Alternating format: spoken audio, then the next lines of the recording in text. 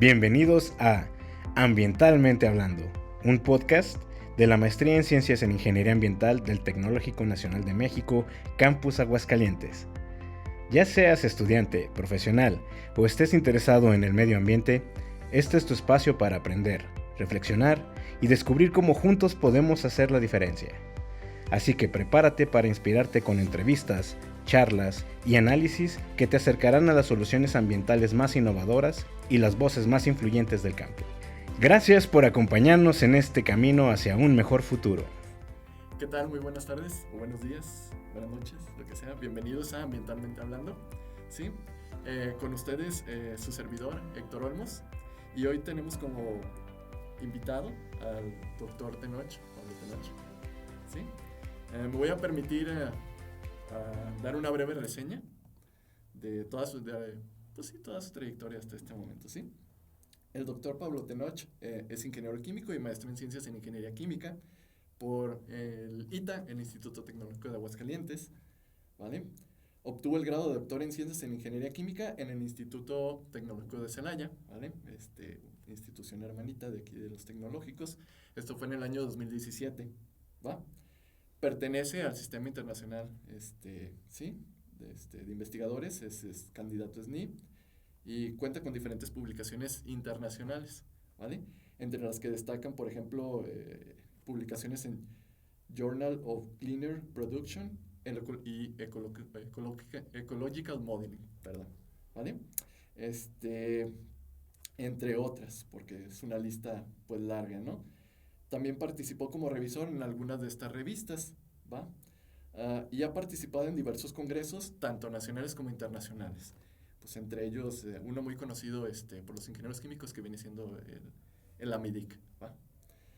Actualmente está adscrito aquí al Tecnológico Nacional de México, Campus Aguascalientes, a través del programa de Cátedras CONACYT. Bueno, se le conoce como Cátedras CONACYT anteriormente, ya, o lo que viene siendo ahora jóvenes, por jóvenes investigadores, ¿sí?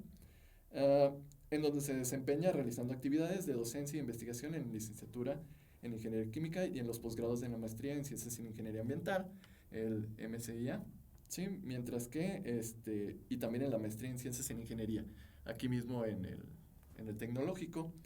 Su línea de investigación es toma de decisiones sustentables y optimización de procesos, y hoy en día se encuentra desarrollando proyectos que abarcan los siguientes temas, que van desde el modelado matemático de ecosistemas, evaluación sustentable, políticas públicas, ¿vale? Optimización de redes y distribución de energía y monitoreo de contaminantes atmosféricos. Muy bien, bienvenido, doctor. Okay, muchas gracias por la invitación, doctor Héctor. Es un placer estar aquí en esta sesión. Sí, ok. ¿Nos podría hablar un poquito acerca de su trayectoria?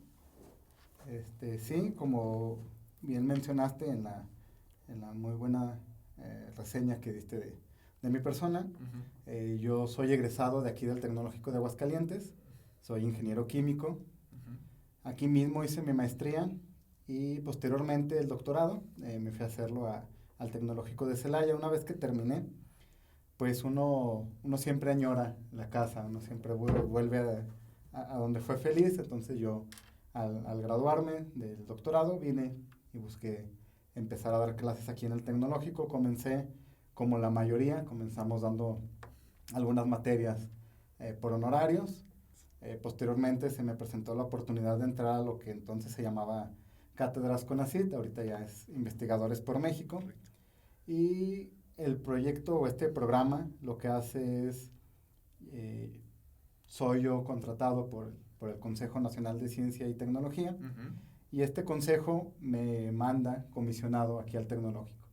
Entonces, estrictamente hablando, yo soy empleado del CONACYT, pero Uh-huh. realizo todas mis actividades aquí en la institución, en el Tecnológico de Aguascalientes. Hago actividades de investigación, doy algunas materias en licenciatura, maestría, asesoro tesis de estudiantes, entre algunos otros de las labores docentes y académicas que tenemos que realizar. Y a eso van, pues ya son 7 años de que egresé del doctorado. 7 años. Entonces, no queriendo, ahí vamos, va avanzando el tiempo y ahí la llevamos de poquito. Sí, eso es cómo va pasando el tiempo, ¿verdad? Desde que salió de el doctorado, Ajá. llegó aquí, pero como hace el comentario, llegó como a dar clases por honorarios. Por honorarios, sí. Y luego después ya buscó la oportunidad para poder ingresar a este tipo de programas que ofrece CONACYT. Se presentó la oportunidad y Ujú. afortunadamente fui de los beneficiados porque posteriormente ese programa ha sufrido muchas modificaciones y Ujú. cada vez es más complicado ingresar. Yo fui de los afortunados que a la Sí. fecha continúo. Sí, que esos deberían de continuar ese tipo de programas, ¿verdad? A lo mejor mucha gente en la audiencia tiene como dudas cómo funciona eso, es subcontratado por la misma institución y tiene que trabajar aquí o cómo se Pues no es desempeña eso. subcontrato como tal, Ajá. pero se podría entender un poco de esa manera. O sea, Ujú. yo estoy en nómina de CONACYT, CONACYT es mi patrón, Ujú. pero estoy comisionado a esta institución.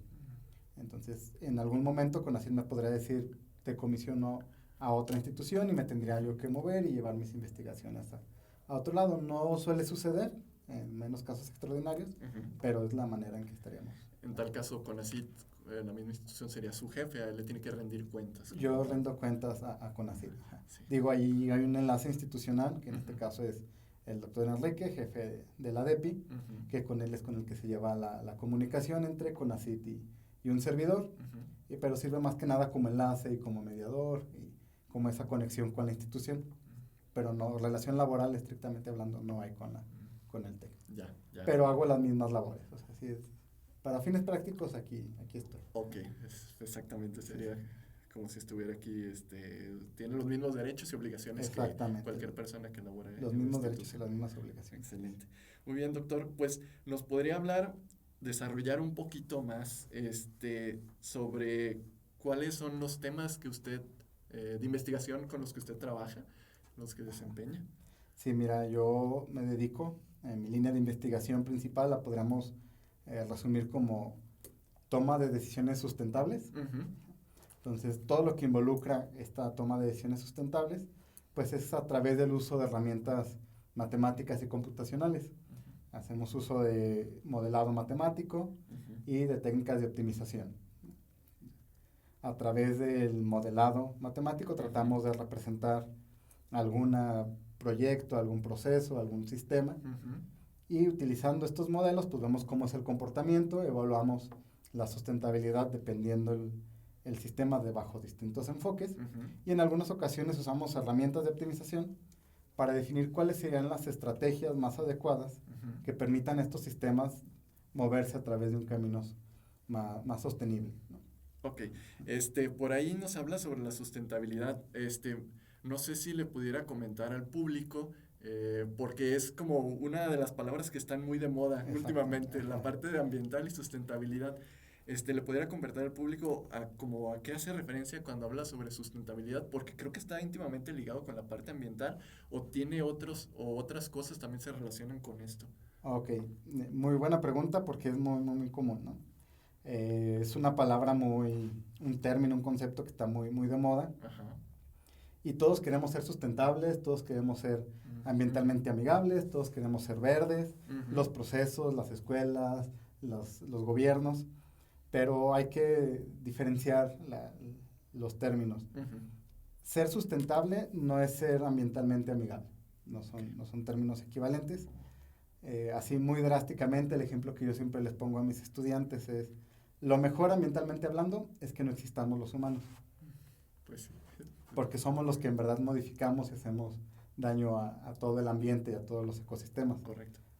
Pero la sustentabilidad involucra, sí, la parte ambiental es una parte central, Ajá. pero involucra tres aspectos, que es la parte social y la parte económica también. Entonces, cuando se habla de algo sustentable, se busca que exista un equilibrio entre estos tres. Ujú.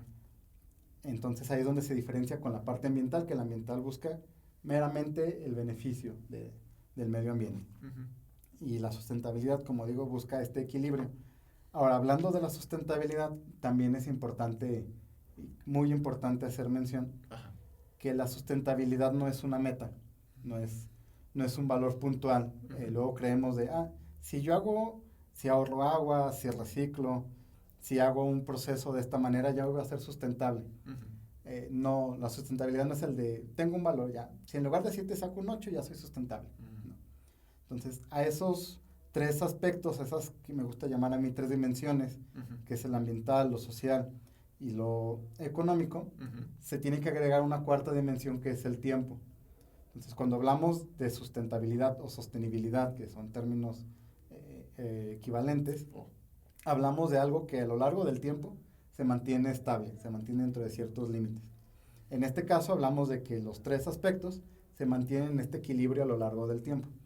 Entonces, más que una meta, es una trayectoria, es una manera de entender y de abordar los problemas. Entonces, hacer comentario de que como tal no es una meta, sino que es algo que hay que mantenerse durante todo el periodo de tiempo y que tiene que estar todo en constante equilibrio o tratar de mantener un equilibrio para que se pueda definir que algo es sustentable como tal. Exactamente, la definición clásica de la sustentabilidad nos dice que es satisfacer nuestras necesidades sin comprometer la necesidad de las futuras generaciones. Entonces allá nos habla de un periodo de tiempo. Que la situación actual que tengamos nosotros, económica, social, ambiental, sea igual o mejor para las futuras generaciones. Okay. Entonces, mantener un equilibrio, un estado dentro de ciertos límites a lo largo del tiempo. Excelente. Y luego otra cosa que ahí pues a muchas de las personas siempre lo dicen, ¿no? La parte matemática. No sé si nos pudiera comentar qué tan complicadas son las ecuaciones, así habladito, que se utilizan para modelar este tipo de sistemas, porque suena que debe de ser algo complicado, porque si hablas sobre la sociedad y la parte económica, como que uno como ingeniero, ¿vale? Con bases ingenieriles, está muy... trabaja con sistemas muy rígidos, que ya sabes cómo es la naturaleza, ¿no? Como tal. Pero si te pasas a las partes más sociales, como que sientes que son contradictorias la parte matemática con esta otra. Sí, es muy, muy complicado tratar de modelar el comportamiento social. Y hay una máxima por ahí en el modelado que dice que un modelo tiene que ser tan sencillo como sea posible, pero tan complicado como sea necesario. Entonces, cuando uno modela el sistema, que sea por muy pequeño o muy grande, siempre terminas haciendo suposiciones. Entonces, lo normal es partir de modelos lo más sencillo que se pueda. Y si este modelo me representa en forma adecuada el sistema que yo quiero, con eso ya le hicimos. Y si no, pues lo podemos ir mejorando un poco, robusteciendo, que es la palabra que se utiliza. Lo vamos mejorando, lo vamos haciendo más complicado, hasta que represente de manera suficientemente buena la realidad. Excelente, sí. Sí, porque siempre está ese típico, ¿no? De que están peleadas. Piensas que no están relacionadas, pero al parecer están prácticamente todo está íntimamente relacionado. Todo se puede modelar matemáticamente. Todo se puede modelar matemáticamente, exactamente. Muy bien.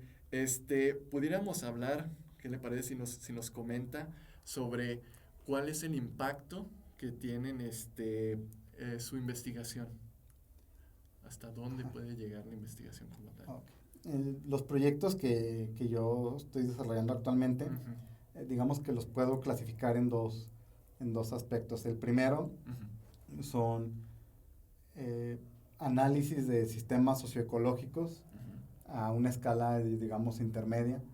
A lo mejor cadenas de suministro de algún proceso o un proceso en sí, una planta, una industria, que sí son de gran escala y involucran una interconexión con aspectos como hídricos, la flora, la fauna, la parte de la sociedad.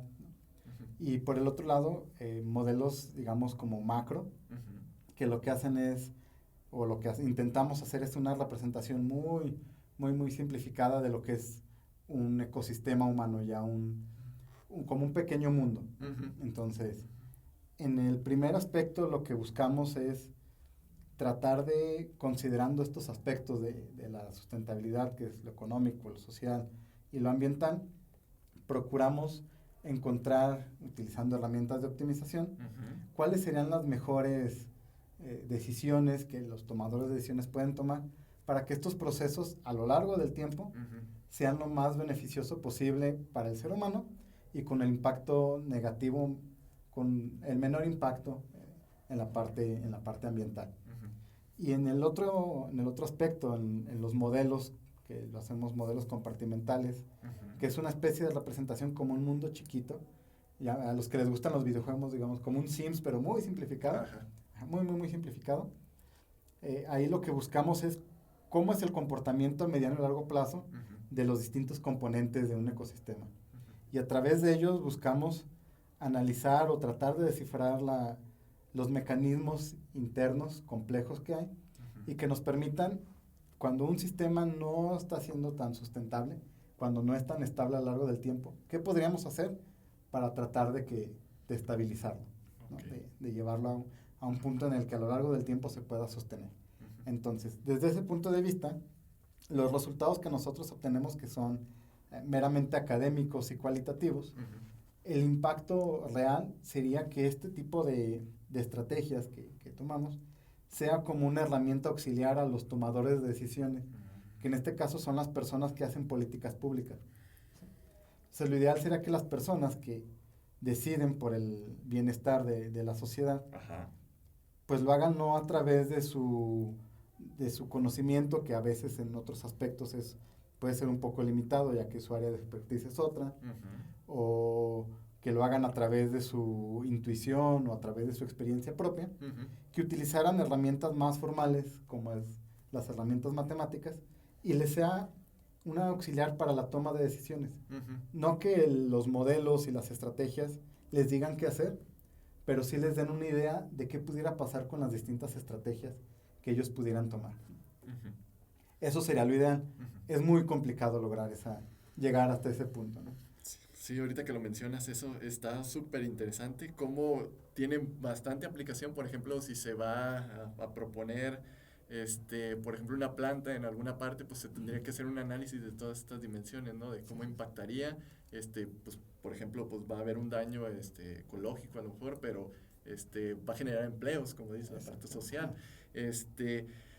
Entonces, pues tiene mucha aplicación todos estos tipos de análisis e investigación que usted desarrolla. Ahora, aquí, como hace el cuestionamiento, ¿no? Que deberían de enfocarse en aplicar este tipo de análisis cuando se va a llevar a cabo un tipo de actividad de este tipo.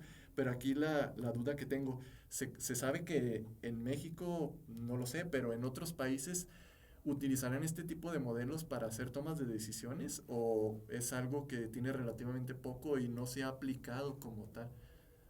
Este, Se utilizan de forma indirecta, si lo queremos ver Oh, así. ok.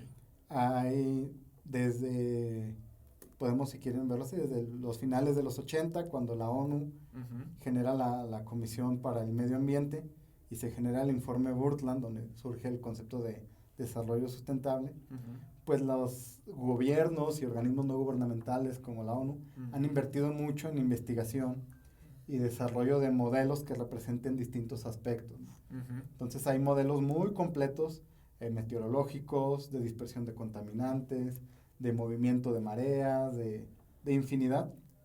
Y los gobiernos directamente no los usan para tomar sus decisiones, Ujú. pero sí sirven para que la comunidad científica ejerza una presión a los gobiernos. Entonces, eh, es muy, no sé si usted recuerda, seguramente sí, desde que éramos pequeños, Ajá, nos decían, es que ya se acabó el agua, ya no va a haber agua en 10 años, ya no hay agua. cierto. O se acabó el O el petróleo, ya no va a haber petróleo. petróleo. Ajá, típico. Entonces lo que pasa es que con ese tipo de modelos y esas predicciones Ujú. sirven como impulsores Ujú. para que se dé a conocer al público y el público se preocupe, se vuelva consciente y genere esa presión. Y así los gobiernos, al sentirse presionados o al cobrar también cierta ah, conciencia de los daños Conciencia. que hay o que pueden ocasionar ciertas decisiones, busquen solventarlo, ¿no? O sea, Ujú. generan esa situación. Sí, ese cambio de conciencia en Ese la cambio, población, güey. ese cambio de paradigma en la población genera que se vaya haciendo paulatinamente ese cambio en las empresas, en los gobiernos. Pero sí, que yo tenga conocimiento directamente, no, hasta donde yo sé no lo utilizan, pero Ujú. funciona de Indirecta. manera indirecta. Ajá, sí. Pues supongo que también tiene que ser porque debe tener relativamente poco, entre comillas, que se están aplicando este tipo de modelos, haciendo este análisis de modelos. Sí, pues, no sé cuántos años tengan ya desde que pues, empezaron los primeros trabajos de este tipo. los modelos matemáticos pues tienen muchísimos años de antigüedad, ¿no? Ajá. Siempre han estado limitados por la capacidad computacional. Ujú. Inclusive ahora que tenemos capacidades computacionales muy buenas, representar la realidad al 100% es imposible. No se puede. Aunque viviéramos en un mundo completamente determinista, no tenemos la capacidad computacional. Entonces, por lo mismo hacemos simplificaciones. Ujú.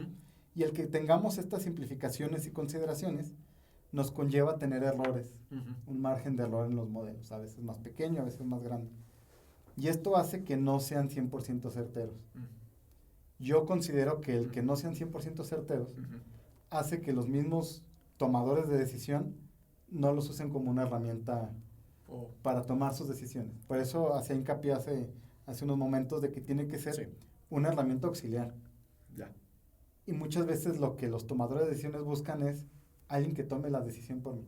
Exacto. Sobre todo cuando conlleva dilemas éticos o dilemas ambientales o ponderar qué vale más que la población pierda un poco de agua pero gane empleos y gane un mejor salario. Ujú. Entonces hay veces que no se puede hacer esas ponderaciones y la persona que toma esa decisión pues difícilmente se lo va a dejar a una herramienta que no es 100% certera, pero porque no lo han entendido como un auxiliar, no como el que la tiene que tomar por... Exactamente. Eso es lo que yo considero. Sí, exactamente. Te da una perspectiva, o sea, Exactamente. no es Te exactamente da lo que un- tenga que decir. Te da un norte, Un por norte. aquí más o menos. Ajá. Si en Exactamente. palabras llanas más o menos, nos tendrán que servir estas estrategias Ujú. para darnos una idea de más o menos por dónde sí y por dónde no. Ajá. Y ahora sí, los que son expertos en tomar decisiones, Sí. con toda su experiencia y preparación, ya con ese norte, pues ahora sí guiarnos por los mejores caminos. Correcto, correcto. Sí, sí, o sea, tiene una aplicación muy abismal toda esta parte de este análisis. Ahora, hablando sobre esta parte de el tiempo, desde cuándo se han venido desarrollando estos modelos y todo, ¿cuál sería su perspectiva a futuro como tal? ¿Cómo ve el análisis de esta ciencia de la sustentabilidad? ¿Qué cree que pasará en el futuro? ¿Tendremos mejores modelos? ¿O se sesgará hacia otro punto? ¿Cuál es su perspectiva? Las estrategias de modelado son tan Sí. variadas y hay modelos muy buenos y muy variados. Ujú. Sobre todo cuando ya son sistemas muy particulares o muy específicos, ya hay modelos desarrollados que llevan muchísimo tiempo, sobre todo modelos como los del NOAA, de la EPA, de agencias gubernamentales, modelos, por ejemplo, del Instituto Mario Molina, que tienen modelos de dispersión de contaminantes y modelos atmosféricos, Sí. ya están muy avanzados. Y las estrategias de modelado son tan variadas que se han diversificado tanto. Tenemos estrategias de modelado común, como son ecuaciones algebraicas o ecuaciones diferenciales. Ujú. También están incluso de ecuaciones estocásticas, como procesos de Ito, movimiento browniano.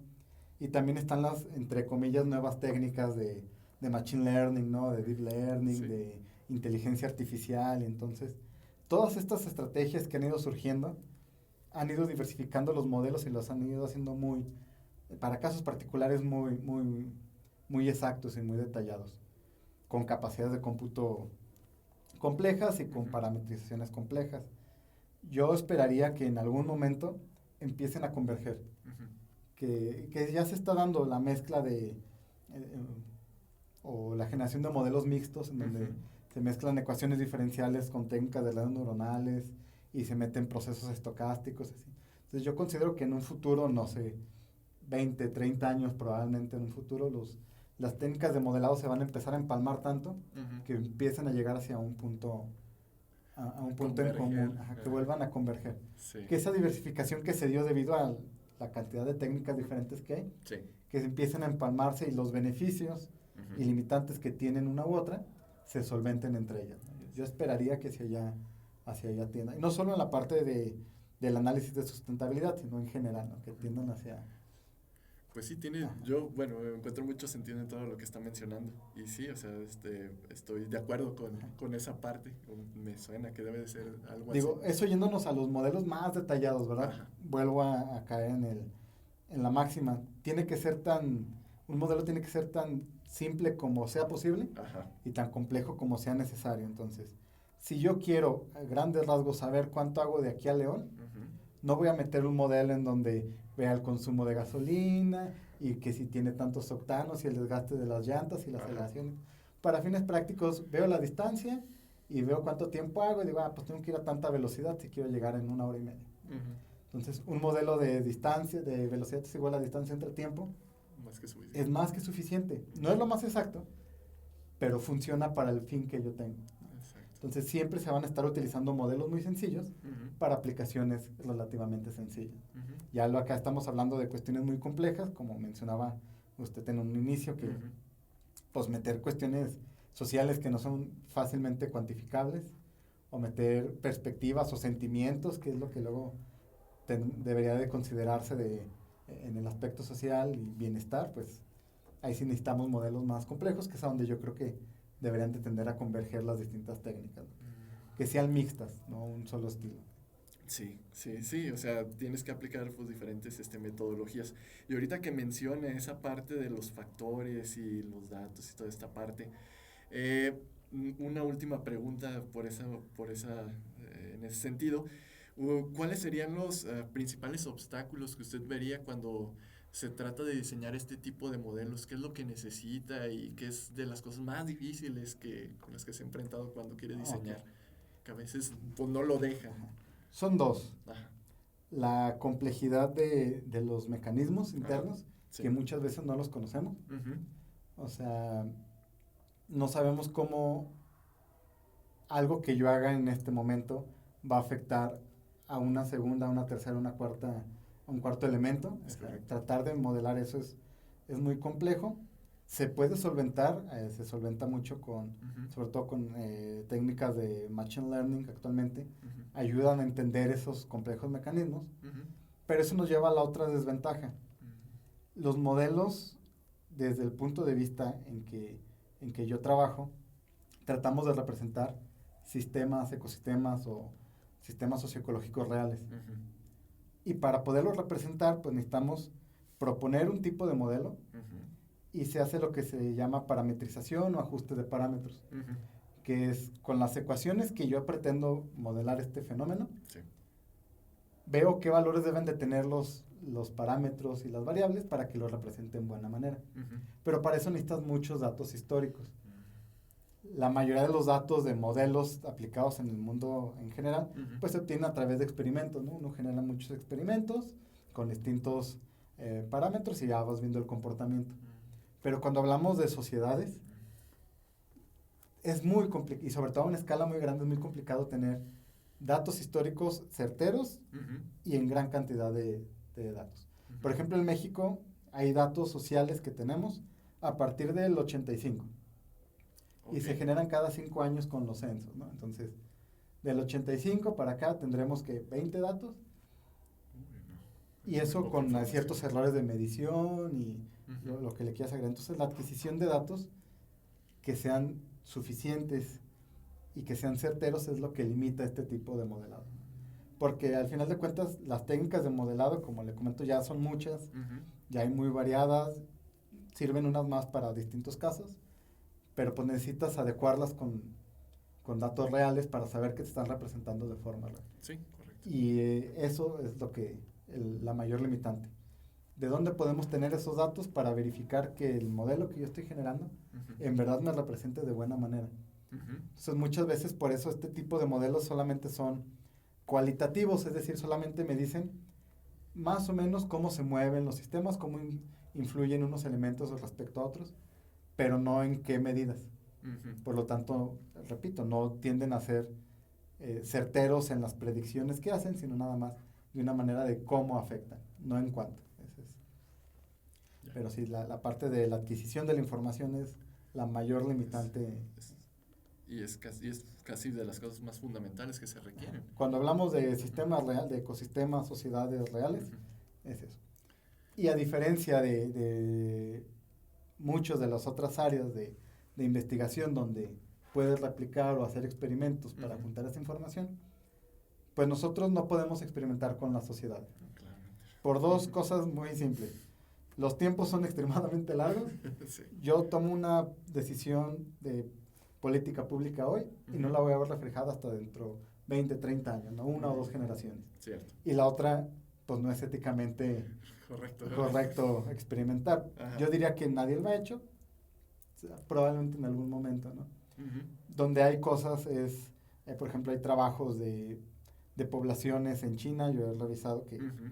luego hay poblaciones pequeñas tan aisladas Ajá. que pueden ser muy similares, entonces ahí sí como que aprovechan y dicen, bueno, vamos a ver qué ha hecho diferente esta con esta, que inicialmente son muy similares, y ya pueden ahí sacar ciertas conclusiones, pero no experimentan directamente con, a esto les vamos a dar un mejor alimento y a esto les vamos a dar No, un peor alimento, a ver Ajá. quién crece más alto, ¿no? O sea, ese tipo de cosas no podemos hacer. Ok, entonces, muy bien. Bueno, ahorita que estaba comentando sobre esta parte de los datos y toda esta información, pues aquí se ve claramente que la información es poder, ¿no? Como lo podemos observar aquí. Ahora, una cuestión que a lo mejor sería importante comentarle aquí a todas las personas que nos están escuchando es ¿de qué lugares ustedes suelen obtener la información para desarrollar este tipo de modelos? Ok. Previo a contestarte me voy a tomar una libertad de... Ok. Es muy común escuchar que la información es poder, pero pues ha quedado claro ahorita que vivimos en la era del acceso a la información. Sí. Tenemos un montón de información. Entonces, yo soy de los que creen que el poder está en saber usar esa información. Entonces, igual, cayendo, hay información de lo que usted quiera, puede encontrar TikToks, Wikipedia, blogs, lo que sea, con información. Ajá. ¿Cómo sabemos que esa información es real o que la podemos utilizar o no? Tenemos que confiar. ¿Y en quién podemos confiar? En organismos gubernamentales. En México, el INEGI, la Semarnat, no sé, alguna de las secretarías a nivel mundial, pues está la EPA, está este tipo de organismos, o organismos no gubernamentales como la ONU, la Organización Mundial de la Salud, Cierto. el Banco Mundial de Datos. En ellos podemos tener esa confianza o esa certeza que los datos que nos están entregando son adecuados, ya que ellos los publican y publican la metodología que siguieron para obtenerlo. Entonces, al estar siguiendo cierta metodología y ciertas estrategias que ellos plantean, pues bueno, podemos al menos suponer o obtener la confianza de que en ellos sí podemos, que estos datos son adecuados. Entonces, Sí, que su análisis para obtener el dato fue riguroso. Fue riguroso, como fue tal, robusto. a partir de Entonces, un método científico. Si vamos a confiar, hay que confiar al menos en el que siguió una metodología muy descrita y muy establecida. Entonces, por eso nosotros tomamos datos de organismos gubernamentales y de organizaciones no gubernamentales, pero que tienen ese peso y ese respaldo. Ajá. Sí, porque es bien importante. Que son reconocidas a nivel mundial, ¿no? Que no, sí, claramente. o sea, no lo voy a tomar del blog de Pepito, porque él dijo ¿no? ajá, sí, entonces... Mucha fake news ahorita, hay mucho dato falso, ¿no? Hay mucho dato manipulado también, entonces... Sí, cierto. Sí, hay que tener mucho cuidado de dónde se toma la información, chicos. Cuando siempre vayan a trabajar en algo, no vayan a tomarlo de cualquier parte. Y es importante contrastar la información. Cierto. Hay mucha información que se puede encontrar en distintas fuentes. Entonces, Ajá. si de las 5 fuentes que yo consulté, 4 me dicen una cosa y la quinta me dice otra, pues es más probable que las 4 que coinciden tengan el valor certero a la quinta, que a lo mejor es una fuente confiable, pero quizás se equivocó en esa medición o en la metodología, ¿no? Sí, es como dice, hay que tener un criterio, ¿no? Y un análisis de que, pues, o sea, de criterio, ¿no? Como dice, por lo mismo cuatro dicen lo mismo. Por lo mismo es muy complicado encontrar datos en cantidades suficientes, ¿no? Estamos muy limitados porque encontrar datos a nivel macroscópico, a nivel mundial o niveles nacionales, pues requiere metodologías complejas, análisis complejos, y por eso los datos son muy escasos. Ajá. Pero al menos sabemos que esos datos escasos están bien medidos, ¿no? Ya, sí. Bueno, eso me lleva a otra pequeña pregunta. ¿Invertirá mucho por ejemplo, se invertirá mucho dinero para poder obtener estos datos? ¿Será muy costoso o por qué? Desconozco cuál es el presupuesto que al menos en México se dedica al INEGI, pero sé que el INEGI tiene muy buena información. O sea, información. Sí, hacen muy bien su trabajo, hay información de todo tipo, Sí. la entregan muy bien organizada, la entregan muy bien descrita, las metodologías, si uno busca, están hechos, los metadatos también, Ujú. por año, repite, entonces sí. Por ahí hizo un comentario que la información está como desde el 86. ¿Eso tiene que Ajá, ver con...? con el terremoto, Ah, ajá, ok. con el terremoto del 85 se perdió la mayoría de la información Ujú. y eso hizo eh, que movieran el INEGI a una zona donde no tuviera Oh, ya. riesgos y por eso se lo Riesgos. trajeron aquí a Aguascalientes, ¿no? Ajá. Sí. Sí, porque mucha de la información que había en México se perdió en ese siniestro. Y cuánta información valiosa que Qué otra pudiera haberse información, utilizado exactamente. para poder hacer este tipo de análisis, ¿verdad? Y bueno, y aquí estamos hablando de que en México tiene un organismo Ajá. estrictamente dedicado a la recabación de información, Ujú. pero hay muchos países donde esto es imposible, ¿no? O sea, Eso no lo sabía. países de el mal llamado, de países en vías de desarrollo, que es el Ajá. término adecuado, pues no tienen la suficiencia económica para invertir en una recabación de información adecuada y formal, ¿no? Entonces, Ujú. países de África, países de Centroamérica, del Caribe, Ujú. pues su información no es la más confiable porque la metodología seguida, debido a carencias presupuestales, pues no es Ujú. la más adecuada. Ya. Entonces hay muchas problemáticas que se pueden tener para poder hacer esa recaudación y pues ya depende de precisamente mucha de esa parte es económica. Bueno, pues nada chicos, me gustaría dar el cierre de este programa, ¿vale? Agradecerle al doctor Pablo Tenoch que vino hablando sobre sus proyectos de investigación. No, al contrario, gracias por la invitación y espero que los términos que hayamos utilizado si hayan sido lo suficientemente entendibles y si no, pues bueno, ahí escríbanle cualquier duda que tengan, se las responderemos, Ujú. ya sea los del podcast o yo mismo, voy a revisar y si tienen alguna duda, algún concepto, les surge algún interés al respecto, no duden en contactarme Ujú. y ahí les voy a dejar mis datos de contacto para que lo puedan hacer. Excelente, entonces como escucharon al doctor, si tienen alguna duda o cualquier pregunta, pueden poner cualquier duda o pregunta en la parte de los comentarios. Y no me queda más que despedirnos chicos, nos vemos en otra cápsula de Ambientalmente Hablando y hasta la próxima.